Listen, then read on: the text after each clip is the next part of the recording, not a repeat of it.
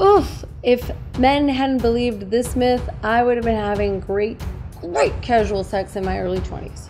If you unlearn this myth, you can get laid 10 times more. Guarantee it.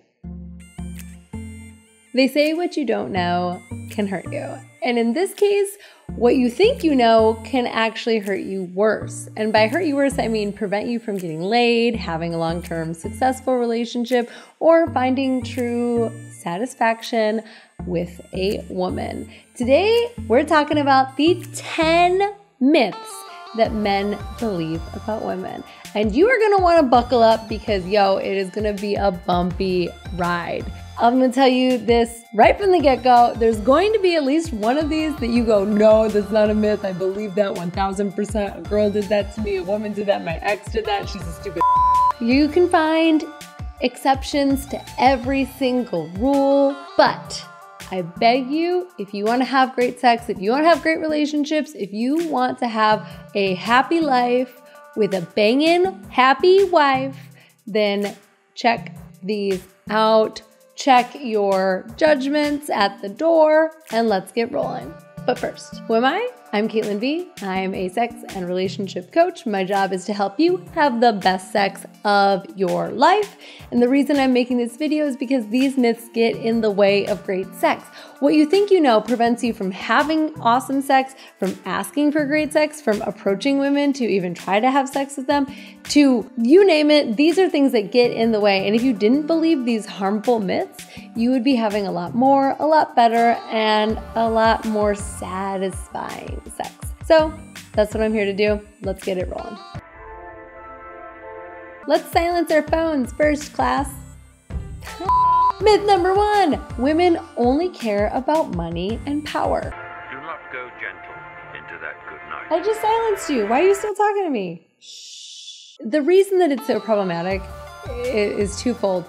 Number 1, painting 51% of the world that they're only dating a mate based off of financial well-being or power over other people is just an oversimplification and an essentialization of women. But after that, it's just factually not accurate. I know so many women who are in happy relationships with men who have neither money nor power. And I'm sure that if you think about it, you can think of a dozen or more examples of women that are in relationships that are not about money and power. Okay, so one of the major reasons that this is not true, even if it ever was true, and even if it is true for some women, it's not so true anymore because women are major breadwinners.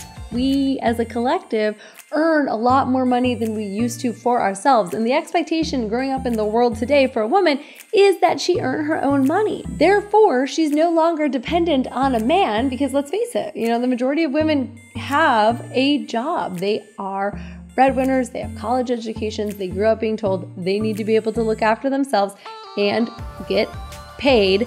Therefore, they're no longer looking at men to do so. The reason this myth is so damaging is because men often don't go after women because they assume that they don't have enough money or they don't have enough power in order to get that woman. And that is why this myth is so damaging and why I started off making it number 1.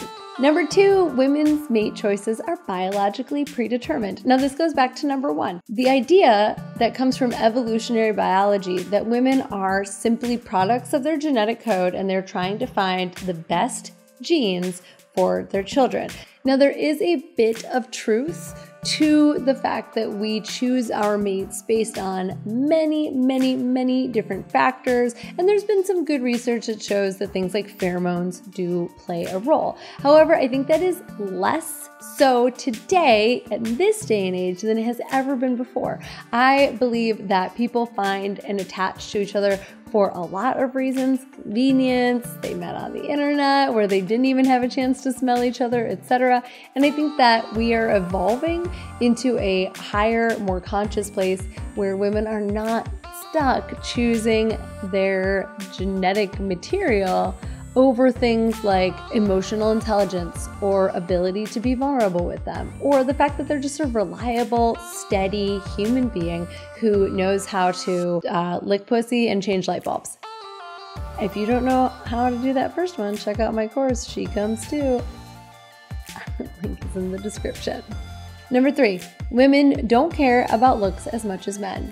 Women do care about how you look, they just don't care in the same capacity as you may care about her. All you need to do is make sure that you groom and that you smell nice, whether you are in a long-term relationship already and you're just trying to get laid, or you are dating. Don't overlook this, and definitely don't make the mistake of thinking that women aren't visually driven. They are, it's just different than men are. Number 4, women want sex less than men. This myth, more than any other, causes so much damage. Men believe that women want sex less than them, and therefore they approach sex from this like scarcity standpoint, as if they're trying to like weasel it out of her. We gotta wedge it out. They gotta like earn it, get laid, as if laid was something that you could go get, that you had to go get. Listen, women love sex. I think if you look at any lyrics to any of the like last 5 years of hip hop, rap, and pop music from female artists, there's been a reclamation of sex. College campuses, sex. Women enjoy sex. We are the ones that were gifted with the multiple orgasm. Now, men, you also can multiple orgasm, but that's a different video. We can multiple orgasm. If you can please a woman, she will enjoy sex. 9 times out of 10, the only reason that she doesn't is got something to do with shame and concerns about being labeled a slut. Again, different video. Women enjoy sex as much as you. Ooh. Relatedly, number 5, women don't like casual sex. This myth persists despite all of the evidence, I guess. Again, this myth persists despite all of the evidence against it. See number 4 on this list. If you can please a woman, she will enjoy sex. Number 6, women who've had multiple partners or have had children get loose, and the sex with them is less satisfying. This myth sucks. The vagina and the vulva are 2 of the most elastic places on the human body. They can bounce back, they can change. There are pelvic floor exercises, aka Kegels, that can tighten and firm a pelvic floor. Don't even get me started. This is a hurtful myth, and it also ties into this myth that women who have had multiple sex partners are sluts or dirty. Listen, if you want women to have great sex with you, stop labeling them as dirty or as sluts or as unwanted. You don't have to have sex with those women. If you want to have sex with someone who's never had sex with someone else, good on you. No judgment from me. But don't label women in hurtful ways. It does no one any good.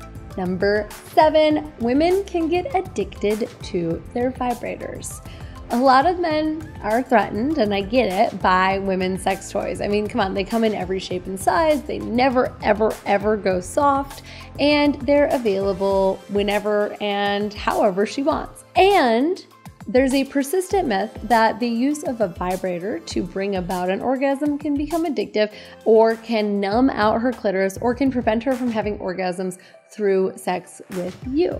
This is not true. That said, there are women who get used to and do rely on a vibrator in order to have a clitoral orgasm, as compared to maybe like using their hands or using a running water or a jet in the bathtub or whatever. The truth is that a lot of women can't experience orgasm any other way than clitorally, and there is no shame and there's nothing wrong with them needing a vibrator in order to get off. If that is distressing to her, there are things that she can do to break her reliance on the vibrator, but it is certainly not a bad thing. I think more orgasms are a better thing, no matter how you go about getting them, as long as it's consensual and you're an adult and the other person is an adult, and you get the picture. Orgasms are better, good thing.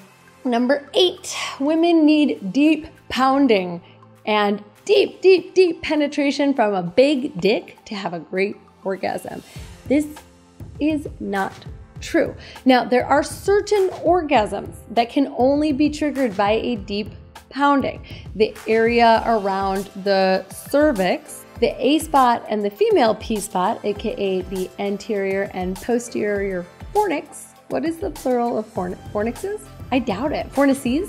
Those do require deep penetration, and rhythmic and deep pounding is the best way to stimulate a cervical orgasm and those two little sensitive areas. But that said, a G-spot orgasm combined with a clitoral orgasm can basically knock anyone out of the park if delivered properly, and deep thrusting and pounding and deep cervical orgasms are not necessary for great sex. They're more of a nice to have than a need to have. Number 9, they make up claims of rape and assault.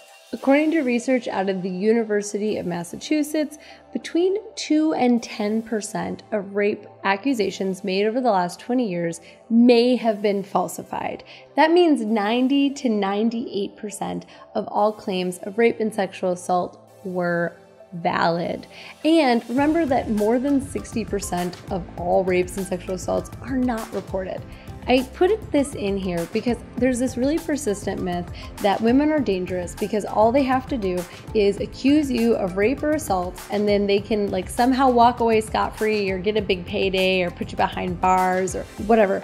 I think that this stems from a basic sense of fear and maybe just mistrust about women in general. Yes, people lie, people do crappy stuff. But if you're using this as an excuse or a reason not to go out and date or get laid, then my friend, you are simply making an excuse. This is not a reason not to go out and date and get laid. This is a reason not to rape or assault. And if you're watching this channel, I hope that you are cognizant and being conscious and aware of consent and not violating someone's boundaries. Yes, a person can lie. Anyone can lie. I mean, you could lie and say that you stole something from her. You could lie and say that she tried to stab you. I don't know, people lie, but they don't tend to lie about rape and assault, and perpetuating the myth that they do is frankly quite damaging, and I find it to be personally infuriating. As the survivor of a rape myself, I'm personally really hurt by the idea that women would lie